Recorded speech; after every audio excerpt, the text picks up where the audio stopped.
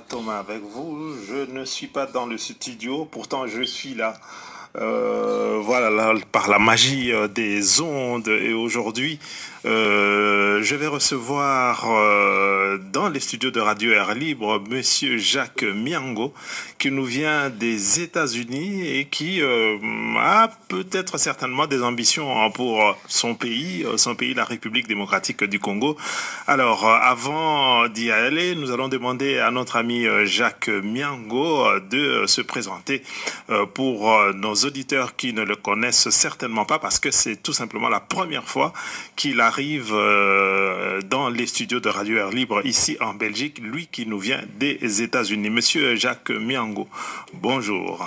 Bonjour. Bonjour. Alors, comment est-ce que vous pouvez vous présenter à nos auditeurs qui, pour la première fois, vous écoutent sur le 87.7 FM?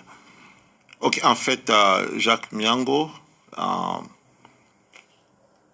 et leurs frères congolais, de père et de mère, pas pour la polémique. Pourquoi pas? Et le fils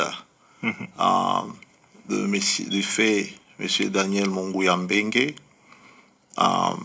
qui était aussi... je préfère pas parler de mon père dans le passé, bien qu'il est parti l'année passée, puisque c'était un politicien, il avait une vision, donc tout continue, donc tout vit jusqu'à aujourd'hui. Donc c'est pour cela que je parlerai toujours de lui dans le présent. Donc Jacques Miango est le fils de Daniel Mongouya Mbengue et...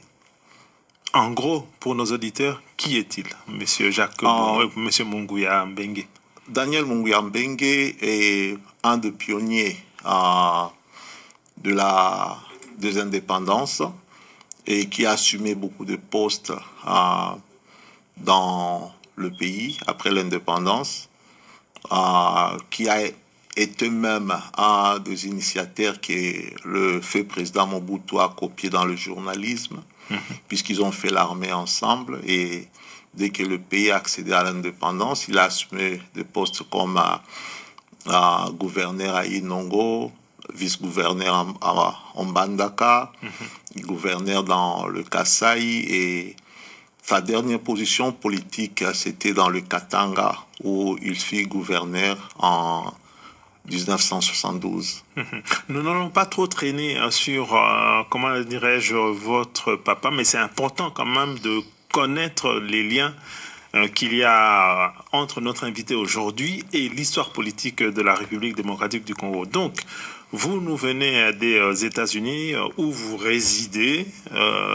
D'abord, pourquoi êtes-vous là-bas et avoir des idées d'agir en République démocratique du Congo? En fait, les idées d'agir ne datent pas d'aujourd'hui, datent, je dirais, plus après le deuxième pillage. Le deuxième pillage de 92, 92, oui. Bon, à l'époque, tout jeune... Vous étiez au Congo à l'époque? J'étais au Congo à l'époque et j'étais à l'IEC. Tout jeune qui aimait son pays à l'époque répondait toujours aux appels de l'IDPS et qui était à l'époque dirigé le mouvement de mobilisation par le jeune turc où un de nos grands frères était quand même un des piliers, Jacques Matanda. Donc Jacques Miango avait décidé de quitter le pays pour l'étranger. Et la destination, c'était à Londres. On sait que beaucoup d'étrangers ont fui la RDC et sont rentrés chez eux. Est-ce que c'est dans cette foulée-là que vous avez quitté la République démocratique du Congo pour aller ailleurs? Non, je partais, à l'époque, l'université ne fonctionnait pas. C'était plus comme dans les années 80. Donc, j'avais décidé d'aller poursuivre mes études à Londres. Et en passant par Brazzaville, j'ai trouvé un projet politique que mon père avait initié, une radio, en fait, Tam Tam de la Fraternité, pour essayer de revenir en aide aux appels de l'IDPS, faire passer le message politique et amener la population à ce qu'on appelle aujourd'hui l'article 64, au soulèvement populaire. Et je m'étais directement intéressé de travailler à cette radio. Et de là, j'ai pris contact avec la femme d'un héros national, qui est le Congolais oublié aujourd'hui, Pierre Moulele. Donc j'ai pris contact avec sa femme, Maman Léonie Abo. Et de cette dame, je me suis complètement plongé dans la politique, puisqu'elle m'a parlé du vraie histoire de la révolution. Là, vous êtes à Brazzaville. À Brazzaville. De la révolution mouléliste. Et j'ai essayé aussi d'approcher un peu plus mon père dans ses écrits. Et j'ai trouvé que l'idéal n'était plus d'aller poursuivre mes études à Londres, mais l'idéal était de rester à Brazzaville, travailler à la radio et mobiliser la jeunesse congolaise et y rentrer. Puisque tout est au Congo, pourquoi allons-nous continuer d'aller chercher ailleurs et ne plus revenir ou perdre même la réalité de notre pays? Voilà. Ça, c'est le grand risque de la diaspora, hein, le fait d'aller ailleurs et d'y rester longtemps. Alors, comment atterrissez-vous comment dirais-je, aux États-Unis? Bon, en fait, quand on était dans ces projets de la radio, ça émettait. Donc, de temps à autre, je recevais le message des jeunes Turcs de l'IDPS, certainement avec l'accord de papa fait papa. Alors, pour nos auditeurs, les jeunes turcs de l'UDPS, ce sont ces jeunes fougueux là qui étaient autour d'Étienne Tshisekedi, dont Jacques Matanda et d'autres encore qui étaient là. Voilà, des acteurs vraiment au premier plan qui allaient à la lutte, si on peut le dire ainsi. Vous allez constater, je ne parlerai jamais de nos héros dans le passé, puisque jusqu'à aujourd'hui, on essaye d'atteindre ce qu'ils ont prévu. Donc, je parle toujours de nos héros dans le présent. Même Papa Etienne Tshisekedi, Moulele, Papa Moulele, Lumumba, je parlerai d'eux toujours dans le présent, puisqu'ils vivent encore.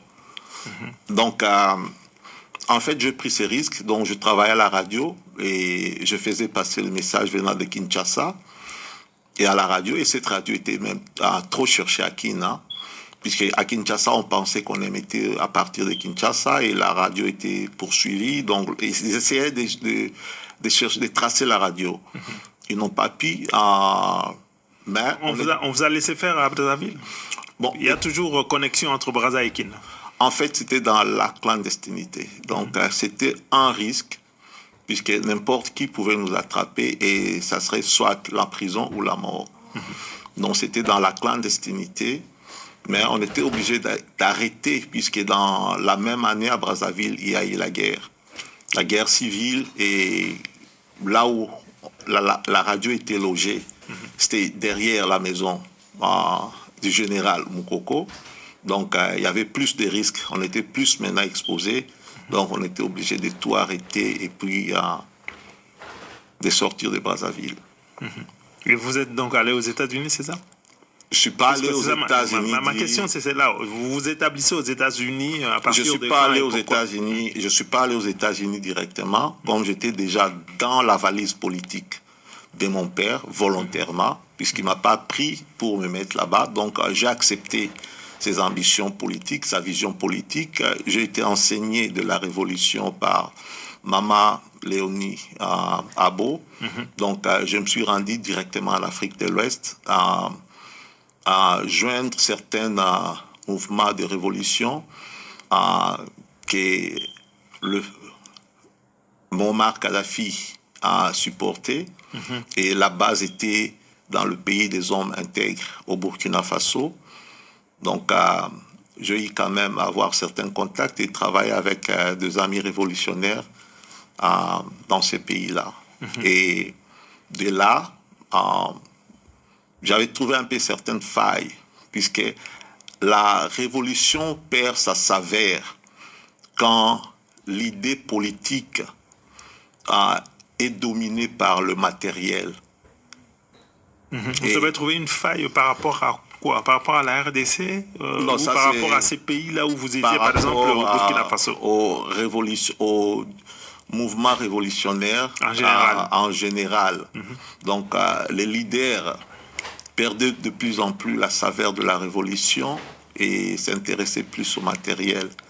Et de là, je m'étais dit, ce que j'ai appris, pourquoi ne pas sortir et voir comment un jour revenir au Congo et faire la bataille sur le terrain.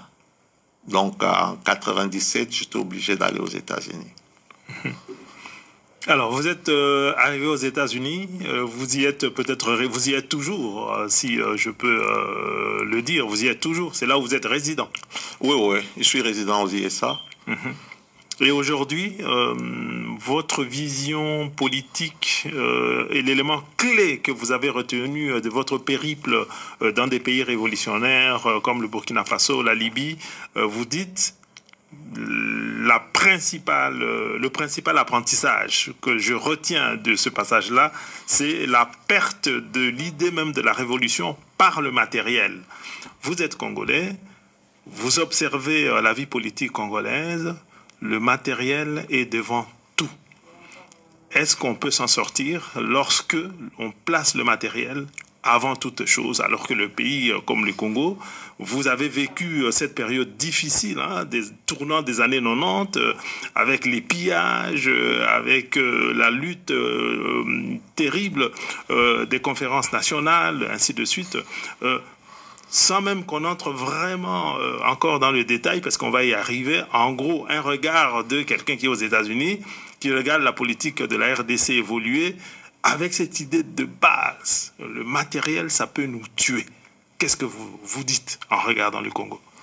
Oui, effectivement, le problème persiste encore, mais nous croyons toujours que les choses peuvent changer. Puisque aujourd'hui, nous parlons de nos pères des indépendances. Ils avaient un truc en commun. Ils ne s'étaient jamais intéressés au matériel. Mais ils pensaient plutôt à la population de vivre l'indépendance, de vivre le droit. Et ils partageaient. C'est pour cela que vous allez trouver des gens comme Pierre Moulele qui abandonnent tout, ne veut pas s'afficher, à se joindre au bourreau du néocolonialisme, mais pour aller s'exiler en Chine, apprendre la révolution et revenir.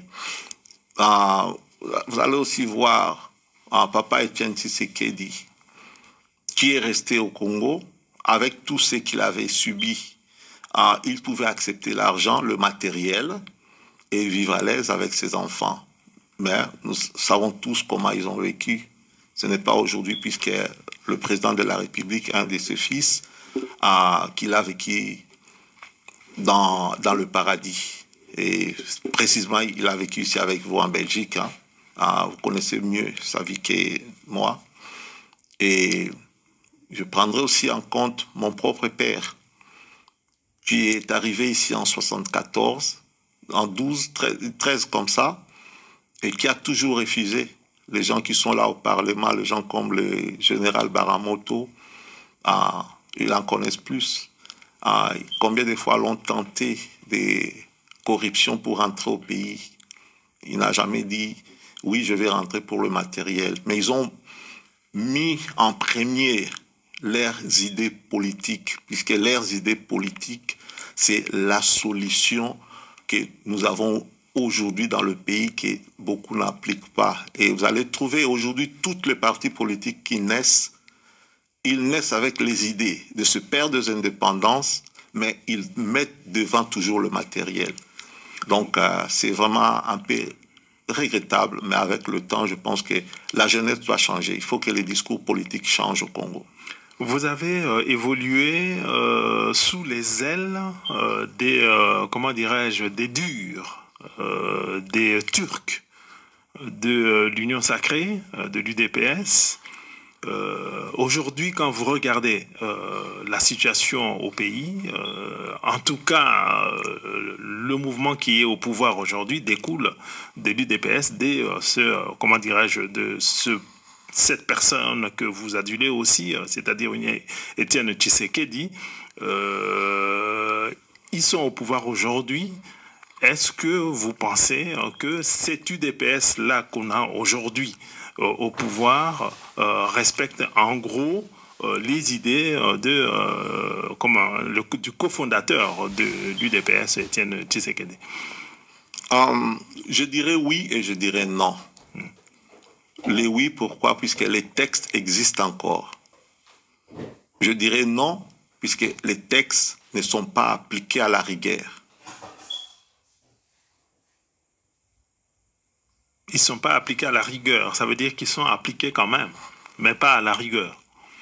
Oui. Quand je dis les textes ne sont pas appliqués à la rigueur, l'organisation d'un parti politique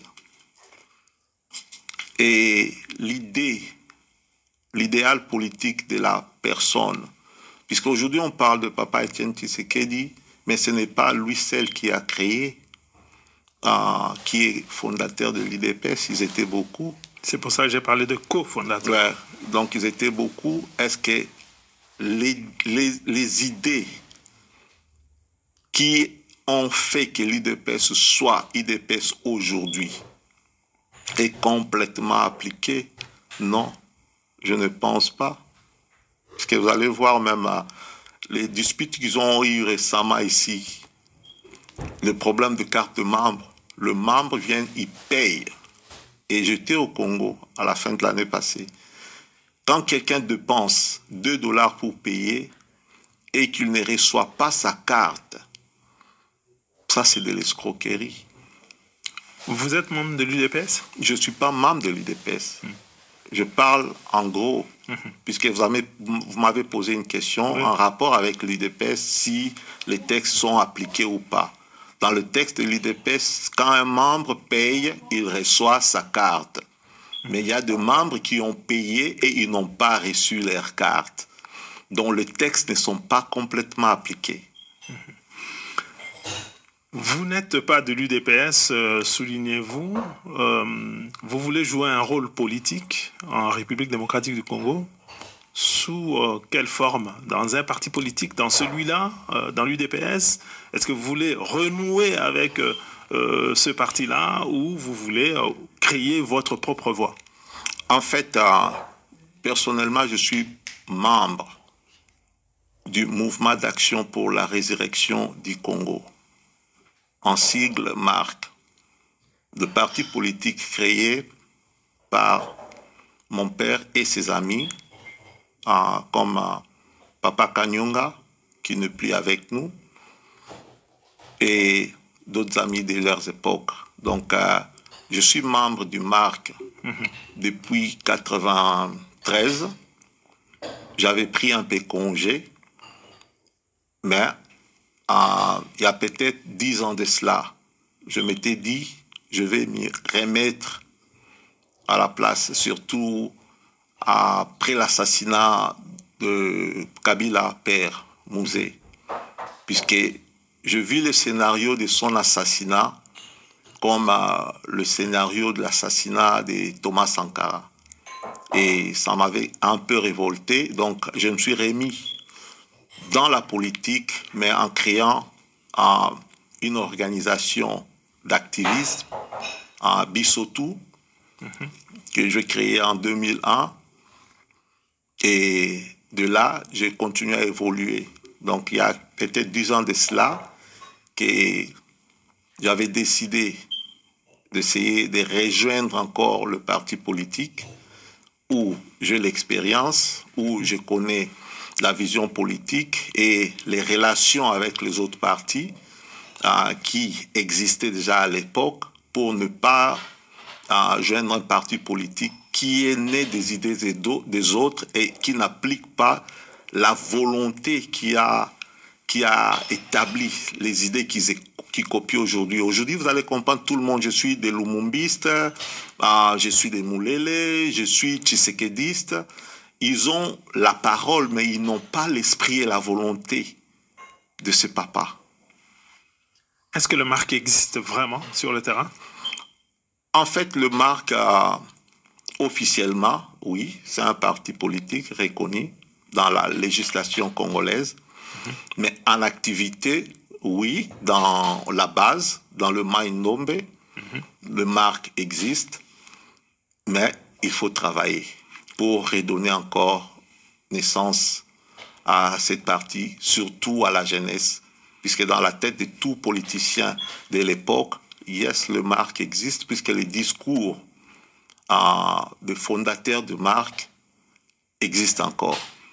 Quelle est votre ambition par rapport à ce parti politique-là sur le plan national? Vous retournez pour relancer le MARC, pour lui donner une certaine visibilité, pour l'ancrer à Kinshasa? C'est un grand combat. Hein? Oui, je sais que c'est un grand combat. Si je m'adhère aux idées de nos pères de l'indépendance, je pense que je dois y aller. Et j'ai assez pris du temps de réflexion.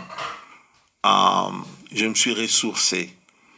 La force de nos parents, à l'époque, ils ne réglaient pas leurs problèmes au niveau médiatique, mais ils trouvaient toujours des compromis pour faire avancer la vision. La vision, c'était l'état des droits, l'amélioration des conditions de vie des Congolais. Et si je dois le faire, moi, à mon tour, je pense que je dois le faire. Et je ne dois pas le faire seulement pour une province de la RDC, mais si je dois le faire dans tout la RDC et aussi essayer de renouer certaines relations anciennes avec tous les mouvements qui ont existé, je dirais, avant 1988. Mais la plupart de ces mouvements-là ont sinon disparu. En tout cas, on n'en parle pas beaucoup. Hein. C'est le cas du MNC, c'est le cas de beaucoup d'autres partis politiques qui étaient vivaces ici en Belgique. Le MARC et beaucoup d'autres mouvements politiques avaient des représentants ici. Nous, quand on a été activistes, il faut le dire, dans, comment dirais-je, fin des années 80, début des années 90, ainsi de suite, ces mouvements-là existaient en Belgique, c'est-à-dire dans la diaspora congolaise. Le MARC existait ici en Belgique dans la diaspora congolaise. Alors, la question c'est, avec l'évolution politique, en tout cas, la plupart de ces partis-là ont pratiquement disparu. Pourquoi tenez-vous toujours au nom de MARC plutôt que, par exemple, de créer un nouveau mouvement ? Quitte à s'inspirer du MARC, pourquoi vous ne créez pas, vous et les autres actifs jeunes congolais, pourquoi vous ne lancez pas un autre mouvement politique avec des idées d'aujourd'hui, quitte à vous, comment dirais-je, vous référer à ces aînés qui sont partis, mais qui sont toujours là, comme vous le dites. Pour répondre à cette question, je vais essayer un peu de prendre une comparaison avec ce qu'on voit aujourd'hui, par exemple dans notre pays. Pourquoi devrais-je aller toujours essayer de redynamiser le parti MARC qui n'est plus existant ici? Et pourquoi ne pas créer? Il y a un adage qui dit « on ne crée pas la roue, on peut peut-être embellir, améliorer la façon, mais on ne peut pas créer ». Et surtout quand on parle de la politique, on parle d'une nation. Et quand on parle d'une nation, ce peuple-là n'est pas né d'eux-mêmes. Donc nous sommes créatures de Dieu. Donc c'est comme si tu disais, et on le voit, plus que les gens qui doivent enseigner le droit, les gens qui doivent enseigner la liberté aux gens, s'écartent de la fondation qui est la base. Beaucoup se perdent, on le voit dans le milieu des églises. Plus qu'il y a création d'églises, plus qu'il y a perdition. C'est la même chose. Il faut répartir dans la base, dans les ressources, puisque le parti existe toujours. Pourquoi créer d'autres partis quand ces partis-là ont existé et les gens qui créent aujourd'hui les partis puisent dans cette source-là de nos anciens? Pourquoi ne pas redynamiser ce qui existe au lieu de multiplier des champignons qui vont être détruits demain? Donc je pense que l'idéal serait à tout Congolais de s'inspirer. Si tu dis que je suis lumumbiste, va chercher et redynamiser le parti lumumbiste. Il ne faut pas aller créer un autre parti lumumbiste. C'est ça le désordre politique, puisque tout le monde veut être leader. Moi, je suis là. Le MARC, c'est le parti que mon père et ses amis, ils ont créé ça. Mais aujourd'hui, dans le MARC, je ne suis pas président du MARC.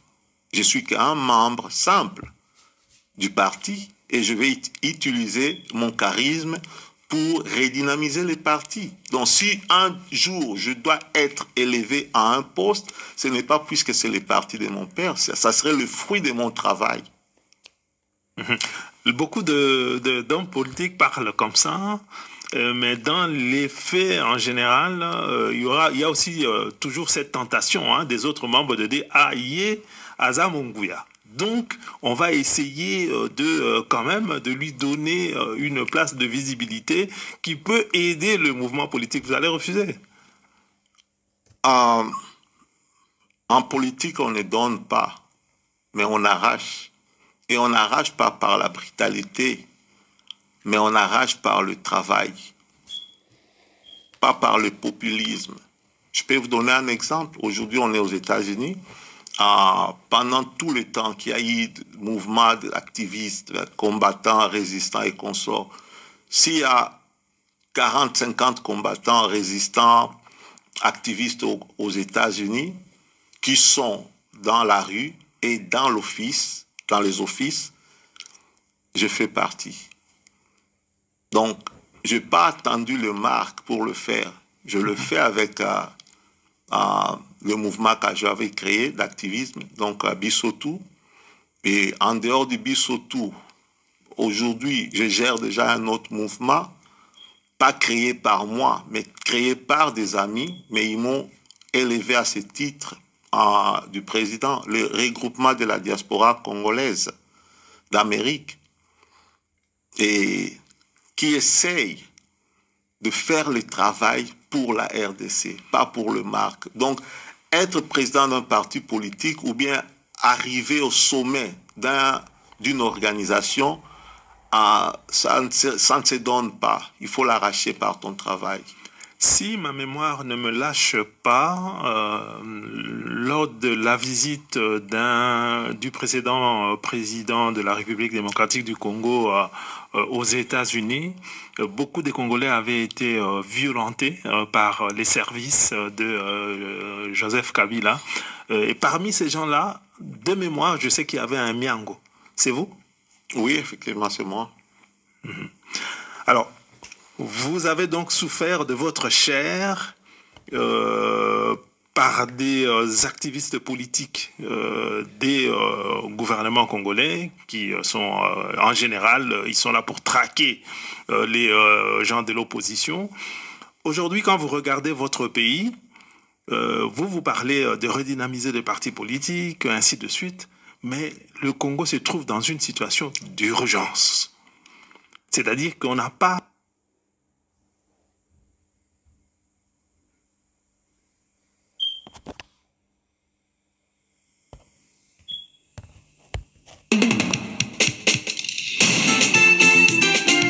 Vamos, Congo de l'honneur, Congo de la dignité, notre Congo. Oya kotika na moto suka, soki abimi,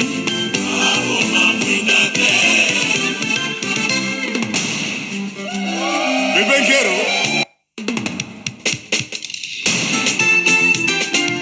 Vamos, Congo de l'honneur, Congo de la dignité, notre Congo. Oya kotika na moto suka, soki abimi,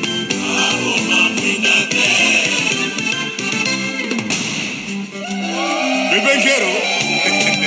Bébé Guerrero, Congolais nyonso bandimi yo, yembela Congo mboka na yo. Ibondra tu metra tu pia.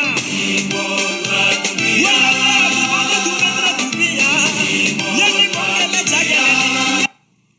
ils ont eu la population comme support et ils ont travaillé comme des bergers pour cette population. C'est pour cela que vous trouverez dans leur discours, il n'y a pas vraiment une grande différence, mais peut-être l'approche de faire, d'exécuter. Par exemple, je ne veux pas me cacher, puisque les gens qui connaissent les marques, l'approche de mon père, c'était Mobutu a pris le pouvoir par la force, il doit sortir par la force. Et il y a le coup d'État de 78 raté, il était impliqué, condamné à mort. La guerre de 80 jours, la trahison de Boumba Nathanaël et l'implication de Mouzé à Laurent Désiré Kabila a fait que la guerre s'est terminée en la vase de Faza, qui était déjà battu sur le terrain. C'était leur façon de faire avec Papa Étienne Tshisekedi. C'était sans violence. Mais il y a beaucoup de gens qui oublient l'UDPS qui existait, la phase non violente au Congo. Il y avait le MNC qui travaillait ici en dehors comme UDPS extérieur. Et ce n'était pas la non-violence, c'était la violence. Tu vois. Donc, le problème de parrainage, aujourd'hui, tout homme politique cherche un lobby extérieur au lieu de créer un lobby intérieur où, si tu veux travailler dans le lobby extérieur, travaille avec les Congolais qui sont dans ces pays-là, qui ont évolué dans le milieu, puisqu'ils ont les soucis des Congolais. Ils n'ont pas les soucis de se faire riches. Mais quand vous partez chez les lobbyistes qui ne sont pas Congolais, qui n'ont pas de famille, qui n'envoient pas l'argent au Congo, ils ne vont pas se soucier, ils vont te dire on va faire ça pour te mettre au pouvoir, et une fois au pouvoir, ils prennent leur argent, ils vont t'enseigner comment te séparer de ta population. C'est ça qui est le grand problème aujourd'hui que nous avons au Congo. Et je pense que l'idéal, l'idée que nous avons, c'est de rentrer au pays, de sensibiliser la jeunesse, de comprendre que le problème des Congolais, ce n'est pas l'étranger qui doit résoudre ça, c'est nous-mêmes Congolais. Comme Patrice Emery Lumumba a dit, l'histoire du Congo serait écrite par les Congolais. Mais aujourd'hui, notre histoire est écrite par l'Occident. Le pouvoir aujourd'hui dit, et c'est vous qui le rappelez, le Rwanda nous agresse. On peut attendre, une fois qu'un tel discours est dit, on peut attendre que des mesures soient prises. Mais il n'y a pas de mesure qui répond à cette affirmation que le Rwanda nous agresse. Parce qu'on se retrouve avec les autorités rwandaises, on discute dans les mêmes cénacles, on autorise à des forces de venir, Bunagana est occupé par des forces rwandaises, il faut le dire comme ça, tout simplement. Donc, il y a le discours qui semble être destiné aux Congolais. Oui, le président de la République a dit que c'est le Rwanda qui nous agresse, mais quelles sont les répercussions? Tous les Congolais disent que l'ambassadeur du Rwanda à Kinshasa se moque des Congolais. Est-ce que vous avez entendu une seule mesure par rapport à comment dirais-je, à ce monsieur-là qui se moque vraiment des autorités congolaises et des Congolais en particulier? Mais je peux citer énormément d'exemples. Une chose est les discours, une autre est la réalité. Nous avons des problèmes à Kwamouth. Nous avons des problèmes entre des communautés soi-disant congolaises. Mais les vraies sources du problème, on sait qu'il y a des forces qui sont parties d'ici ou là pour venir s'aimer des zizanies. Et il y a des forces militaires étrangères qui prennent des avions de Rwandair pour le dire, qui transportent ces militaires transformés en civils au Bas-Congo, à Kinshasa, à Lubumbashi, et ainsi de suite, et notre pouvoir regarde. Une telle faiblesse pose question. qu'est-ce que vous avez comme proposition de solution à des problèmes concrets comme ça? C'est pour ça que je disais, on n'a pas 10 ans, parce que les problèmes se posent aujourd'hui. Si on ne résout pas, ou si on n'attaque pas les problèmes qui se posent aujourd'hui, on se dit que non, dans un mandat, on ne pourra pas, on va attendre, 2, 3, 4 mandats. Mais entre-temps, les problèmes sont en train de se poser et de s'installer. Ça ne fera que s'aggraver. Quelles sont vos projections de solutions à des problèmes concrets comme ça? Les solutions sont là. Je dirais ceci. Tout pays est gouverné par sa constitution et non par des résolutions ou accords. Mais au Congo aujourd'hui, vous allez remarquer, à chaque fois qu'il y a un conflit politique ou bien un malaise politique, on se réfère toujours à accord d'Addis Abeba. Résolution telle. Et ça, ce n'est pas à l'exécutif congolais. Ça, c'est au Parlement. C'est dommage que tous ces accords n'ont jamais été ratifiés par le Parlement congolais. Mais le pouvoir se précipite à les exécuter. À les exécuter. Pourquoi? Qui est responsable? Là, je dirais ceci. Je pense que le président de la République, s'il nous écoute, moi, à sa place, à ses conseillers, ça serait peut-être, laissons la constitution congolaise diriger et décider aux problèmes congolais et non aux accords.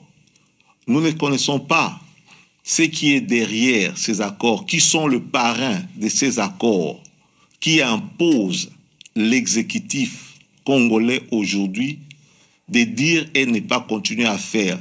Mais on l'a vu partout dans le monde. Je donnerai un exemple. Vous vous rappelez à une époque au Congo, de 5 millions, je crois, des Zaïre, où Mongolo Diak a été obligé d'aller dire aux gens de consommer. Mais il est arrivé et dit, Bolia Mbongo Oyo, mais dans ces signes, il montrait ne consommez pas cet argent. Et aujourd'hui, si le président de la République, son Excellence Monsieur Antoine Félix Tshisekedi dit, le Congo est agressé par le Rwanda, je pense que ça, c'est un message clair aux députés congolais de voter une loi au Parlement pour engager, puisque ce n'est pas l'exécutif qui engage le pays en guerre, c'est le Parlement. Ce n'est même pas le gouvernement qui engage le pays en guerre, c'est le Parlement. Vous connaissez très très bien la situation de la RDC. Le Parlement est totalement contrôlé par le pouvoir. Notre Parlement n'est pas libre. Je dirais oui. Ce Parlement a été, créé de toutes pièces. Les partis politiques ont été détruits et on a créé une sorte de ce qu'on a appelé l'union sacrée. Il y a eu des débats comme quoi, écoutez, si on n'a pas de majorité, on va aux élections. C'est aussi simple que ça. Mais non, on a essayé de créer quelque chose connu nulle part ailleurs et on a créé une sorte de majorité qu'on a appelée union sacrée. Donc n'attendez pas de ce Parlement, d'avoir une existence propre, indépendante du pouvoir. On sait ce que le pouvoir fait par rapport à ce Parlement. Les problèmes de corruption, c'est une réalité. Le pouvoir fait sur le Parlement. Et les parlementaires marchent là-dessus, là-dedans. Vous le savez aussi bien que moi. Quelles sont les propositions que vous avez pour assurer cette indépendance, parce que le problème de l'organisation de l'État est un vrai problème, effectivement, pour assurer cette indépendance du Parlement par rapport au pouvoir. Ce qui n'existe plus aujourd'hui. En tout cas, le Parlement est pieds et mains liés par rapport au président de la République. Comme j'avais dit, je dirais oui ou non, puisqu'il y a beaucoup de parlementaires qui qui parlent contre l'actuel président, qui parlent contre le gouvernement. Il y en a beaucoup. Mais le problème ici, vous venez aussi de mentionner qu'il y a l'union sacrée. Donc l'union sacrée est derrière l'exécutif aujourd'hui. Donc si cette union sacrée n'arrive pas, puisque si l'union sacrée est derrière l'exécutif congolais aujourd'hui, donc l'union sacrée doit matérialiser le discours de l'exécutif qui est aujourd'hui les Rwandais nous agressent. Donc à cette union sacrée de faire passer la loi. Et si l'union sacrée n'arrive pas à faire passer la loi, je dirais exactement à l'exécutif, pourquoi ne pas dissoudre ce Parlement et gérer vraiment le pays à cet esprit-là d'état de siège et engager peut-être le pays dans d'autres directions qui peuvent nous faire sortir de ce problème que nous avons. Et pourquoi le président, puisque les Rwandais nous attaquent, nécessite une action militaire directe. Mais avec quelle armée? Mais votre président a dit ceci, il n'y a pas si longtemps que ça. Les FARDC n'ont jamais reçu autant d'armes qu'aujourd'hui. C'est lui qui le dit. Ce n'est pas quelqu'un d'autre. On parle d'embargo, nous savons très très bien que c'est un embargo qui est limité. Le gouvernement congolais a toujours des possibilités de s'armer. Mais pas de manière indéfinie, mais le gouvernement congolais a des possibilités de s'armer et le président de la République l'a dit que jamais les forces armées de la République démocratique du Congo n'ont reçu autant d'armes qu'aujourd'hui. C'est lui qui l'a dit. Si le président de la République le dit, pourquoi disons-nous que nous n'avons pas d'armes? Lui, il dit qu'il y a des armes. Je dirais ceci. Le président n'a pas son œil partout. Des fois, il dit ce qu'on lui rapporte. Vous devez le défendre? Je ne le défends pas. Au départ, je vous ai dit que je suis passé, je vis comment certaines révolutions ont évolué. Et je sais ce que je suis en train de vous dire. Le président, il lit ce qu'on lui amène comme rapport. Si cela a été le cas, pourquoi nous avons toujours cette histoire d'occupation d'une zone faisant face à frontière au Rwanda, occupée par le M23? On n'arrive pas à les repousser. L'armée, la direction de l'armée, il y a plus de 500 officiers, puisque la guerre, ce n'est pas seulement les armes, les commandements militaires. Qui donne le commandement militaire à l'Est? Qui sont les gens qui doivent relayer le message? Vous parlez de 500 commandants militaires? Non, 500 officiers oui, étrangers dans notre armée. Quand ils ont fait les brassages, les mixages avec les M23 et consorts, quand les Kadogo sont rentrés, les gens qui n'ont jamais fait l'armée, ils se sont retrouvés colonels et aujourd'hui sont général. Donc, il faut tout restructurer, l'administration, tout. Et c'est là, je ne pense pas que c'est le boulot de l'exécutif seul, c'est le boulot de tout Congolais. Nous avons assez critiqué. Beaucoup ont essayé de proposer des solutions, mais ils ne matérialisent pas ce qu'ils ont proposé comme solution. Je peux donner un exemple très concret. Mais c'est au gouvernement d'agir, de matérialiser les solutions. C'est le rôle du gouvernement, ce n'est pas le rôle de la population qui propose. C'est le rôle du gouvernement. Oui, je peux donner un exemple. Aujourd'hui, comme vous venez de le dire ici, c'est les gouvernements qui doivent matérialiser tout. Quand, par exemple, le gouvernement et l'exécutif décident sur l'état de siège, l'état de siège, c'est pour permettre à limiter de déplacement et essayer de contrôler techniquement le territoire des opérations militaires et essayer un peu aussi de repousser. Mais tout le monde s'oppose à cet état de siège.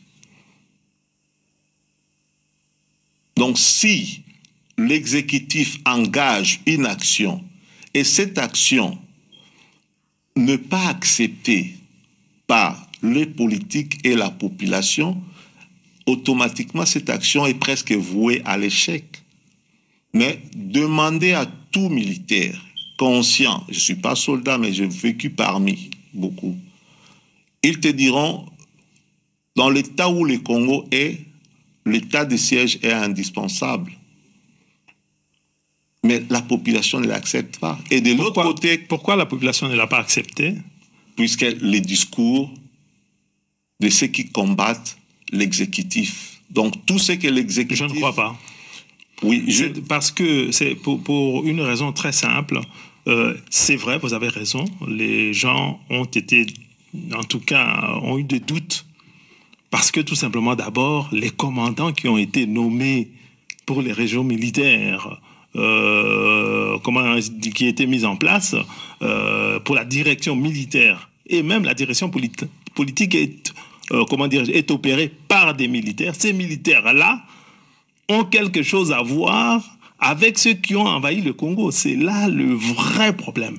À partir du moment où la plus grande décision, c'est-à-dire que l'autorité militaire, l'autorité politique passe entre les mains des militaires, il se fait que ces militaires que vous nommez à la tête de ces régions politiques qui deviennent militaires, ces militaires-là, ces généraux-là, ont tous les deux quelque chose à voir avec les agresseurs. Ils viennent des agresseurs. C'est ça le problème. Avant l'état de siège. L'un d'eux vient de collaboration à MLC avec l'Ouganda, l'autre vient de collaboration avec le Rwanda. Alors, comment voulez-vous que les gens qui sont du coin acceptent ça, cet état de choses? Je dirais ceci. Avant l'état de siège, il n'y a jamais eu un président congolais venir dire que le Rwanda nous agresse officiellement et essayer d'engager une diplomatie au niveau des multinationales, au niveau, par exemple, des États-Unis, Conseil de sécurité, pour que demain, si le Congo agit, personne n'aura à dire quelque chose. Parce qu'on écoute le discours du chef de l'État aujourd'hui, mais est-ce que nous sommes dans sa pensée pour savoir ce qu'il va faire demain? On ne le sait pas. Mais on se précipite de dire qu'il ne fait pas. Quand George Bush a engagé la guerre en Irak, il n'a pas dit Irak, Saddam Hussein, bombe à masse destruction, donc je l'attaque demain. Ça a pris un temps. Et pour cet état de siège, mettre les gens qui ont été là-bas, ces gens sont congolais, oui ou non? Je dirais que certains, oui, certains, comme je n'ai pas l'air détail, je peux toujours mettre des points d'interrogation. Si on mettait dans cet état de siège des gens qui n'ont jamais, qui n'ont pas une réalité de ce terrain, peut-être ils seraient tués. Et mettre ces gens-là, depuis qu'ils sont là, quels sont les actes néfastes contre le phare de ceux qu'ils ont posé étant chef de cet état de siège, au contrôle de ces trucs. Je ne peux pas trop discuter puisque je n'ai pas vraiment assez d'informations, puisque j'aime parler en profondeur quand j'ai l'information. Mais parlant avec beaucoup d'amis qui sont dans l'armée, avec beaucoup d'amis qui sont dans les affaires, ils disent toujours que non, l'idée de chef de l'État est bonne, mais il faut l'acheminer. Il faut essayer d'amener les autres qui ont été aussi dans ces mêmes mouvements MNC, dans l'Est, d'essayer de stopper cette hémorragie, ces tueries. Et seule l'armée, le message de l'armée ne suffit pas. Il faut maintenant que les populations de l'Est, comme eux-mêmes le disent au Parlement, il y a certains parmi nous qui sont ici, qui financent le mouvement dans l'Est. Et là, c'est la faiblesse maintenant, je dirais, un peu de l'exécutif et du Parlement même. Aux États-Unis, un sénateur venir dire que non, il y a de ces sénateurs qui supportent le terrorisme, automatiquement, FBI va tomber chez toi, il va tout prendre et tu seras mis aux arrêts. Hein. Tu dois donner les noms de ces gens. Donc, par exemple, aujourd'hui, le problème persiste puisqu'on a les noms de gens qui sont en connexion avec ceux qui tuent nos populations et on les cache. Pourquoi? Puisqu'ils sont dans l'union sacrée ou bien ils sont dans tel ou tel parti.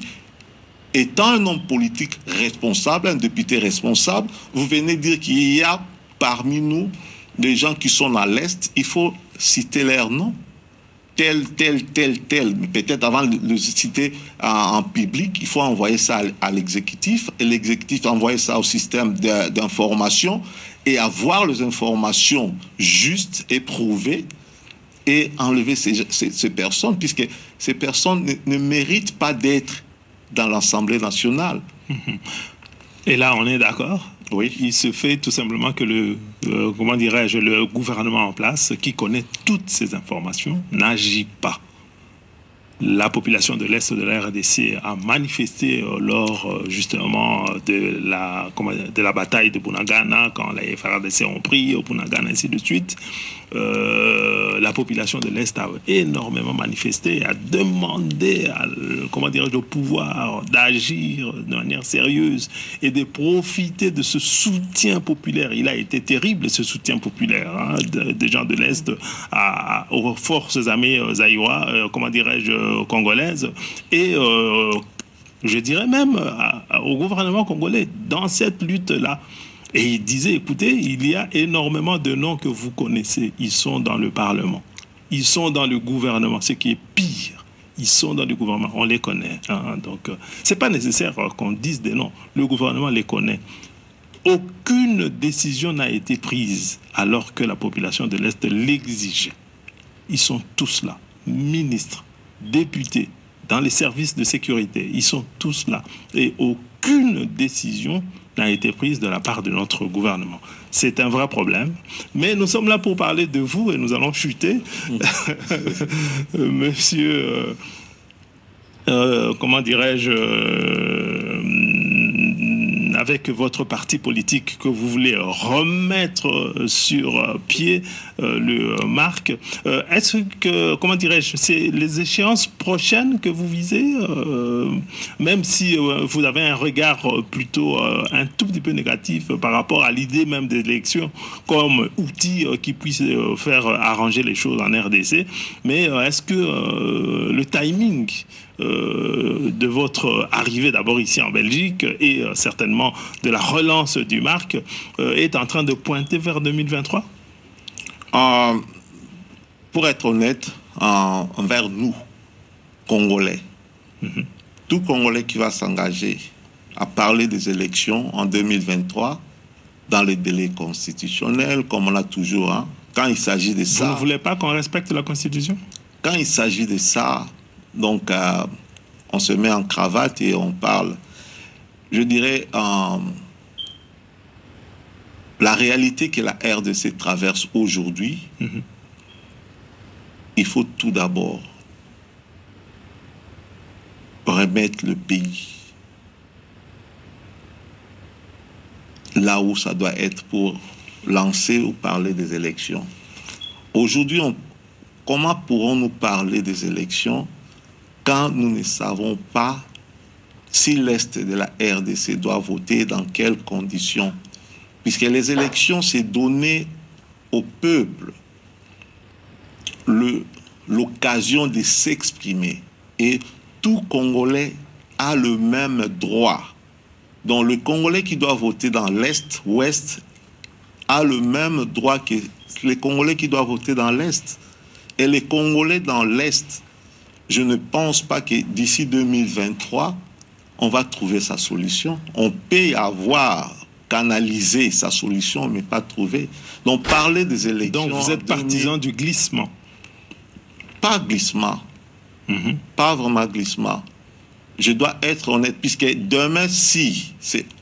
Même gens qui sont dans les gouvernements, dans le Parlement, demain, ils vont se mettre en cravate et dire que non, nous sommes de l'Est, on n'a pas été satisfait, ma population, la RDC sera déchiffrée. Et demain, on va dire, c'est encore l'exécutif. C'est pour cela, au départ, j'avais dit, l'exécutif a ses limites, mais le gouvernement doit agir. Et si le gouvernement n'agit pas, je pense que l'exécutif a aussi le droit de voir si ce gouvernement travaille vraiment pour répondre aux aspirations de ce peuple que moi j'ai promis l'état des droits. Donc les élections en 2023, je ne vois pas. Ce n'est pas que je suis pour le glissement, mais je ne le vois pas. Mais jusqu'en 2023, je pense qu'il serait utile de sensibiliser la population, de comprendre que les Congo nous appartient. Et s'il faut voter, on ne doit pas voter puisqu'on m'a donné un t-shirt, puisqu'on m'a donné quelque chose à manger. Mais cette population-là n'a pas confiance aux politiques. Pourquoi vous voulez mobiliser la population qui ne croit pas en la parole du politique, qui vole d'après la population, qui retient tout l'argent de l'État? Et c'est le débat d'aujourd'hui. Tout l'argent de l'État est retenu par les ministres, les conseillers du président, les parlementaires, ainsi de suite. Comment voulez-vous créer cet ensemble-là cohérent pour que nous regardions dans la même direction? C'est le mot que vous avez utilisé au départ de notre échange, qui est très très intéressant, qu'il est important que nous regardions dans la même direction. Mais la population ne croit pas en la parole du politique. Ici, je ferai un peu... Très brièvement, quelque part derrière. Je me rappelle encore à l'époque du feu maréchal Mobutu, on avait dans le quartier le système là des Jumains Pères. La jeunesse du mouvement populaire de la Révolution. Oui, et je pars par exemple au Burkina Faso. Il y avait aussi l'ère Jumain Père. Mais en comparaison, les deux Jumains Pères, le Jumain Père d'ici s'est limité aux informations politiques pour traquer les leaders et puis les remater. Mais au Burkina Faso, la Jumain Père était là pour construire. Puisqu'il y a certaines choses, certains boulots, travail, que le gouvernement engage ou l'exécutif en parle. À la fin, la main-d'œuvre vient de l'extérieur. Mais si je viens vous sensibiliser et qu'il y a par exemple déboucher les caniveaux, au lieu d'appeler une compagnie, on peut appeler des experts, ils viennent, ils nous disent quoi faire, et je prends toute cette jeunesse, venons, on va travailler, et il y a un salaire. Je pense qu'il faut mettre la jeunesse au travail. Oui, mais il faut que cette jeunesse ait confiance, et au Burkina Faso, il y a eu ça. C'est-à-dire que la jeunesse du Burkina Faso avait confiance non seulement à la révolution, mais aux leaders de la révolution. Donc aujourd'hui, je pense que tout Congolais, comme je vous l'ai dit au départ, je ne suis pas de l'IDPS. Mais mes actions politiques, je les ai commencées au pays, en suivant le mot d'ordre de l'IDPS. Donc, ce qui veut dire aujourd'hui, c'est les discours politiques de tout mouvement politique congolais doivent être centrés sur l'intérêt de la nation et mettre cette nation à jeunesse là au travail. En tout cas, monsieur Jacques Miango, nous étions très très heureux de vous recevoir. Peut-être qu'il y a l'un ou l'autre point que nous n'avons pas abordé. En une minute, est-ce que vous pouvez essayer de conclure? Je dirais ceci, être prêt, proche des la femme de Moulele. Moulele a voulu continuer l'œuvre de Lumumba, état des droits, indépendance. Être près de mon père, c'est la même chose. Être près des discours de l'IDPS de Papa Etienne Tshisekedi, état des droits. Donc il est temps que les Congolais de se mettre ensemble et matérialiser cet état des droits. L'état des droits, ce n'est pas les discours, mais l'état des droits, c'est l'action concrète. Donc redonnons à notre jeunesse le travail, donnons à notre jeunesse le goût d'y rester au Congo. Vous allez trouver que nous tous, diaspora ici, beaucoup, au moins 90% de nous comptons rentrer au pays. Seulement que les choses ne sont pas encore mises en place pour nous recevoir. Et je pense que les discours de l'État de droit doivent être mis en exécution et matérialiser cela pour notre jeunesse. Donc aux hommes politiques congolais et surtout à l'exécutif congolais de communiquer plus avec sa population. Puisque si le gouvernement ne fait pas, la responsabilité retombe à l'exécutif. Mais si l'exécutif fait des discours, et les gouvernements peuvent être obligés de faire. Le gouvernement, c'est l'exécutif. Hein? Vous parlez du législatif. Législatif, oui. Tout à fait. Ouais. Mais les gens ont compris, comment dirais-je, la petite confusion. Voilà. Ouais. Donc, vous relevez la responsabilité aussi des parlementaires hein, dans l'action politique qui doit se mettre en place et qu'ils ne doivent pas, comment dirais-je, regarder le pouvoir et accompagner, en fait, quelque part le pouvoir. Nous sommes dans un système... Ils ont aussi une responsabilité. Nous sommes dans un système semi-présidentiel. Donc, et je crois que nous y arriverons. En tout cas, merci beaucoup, M. Jacques Miango, avec cette parole d'espoir.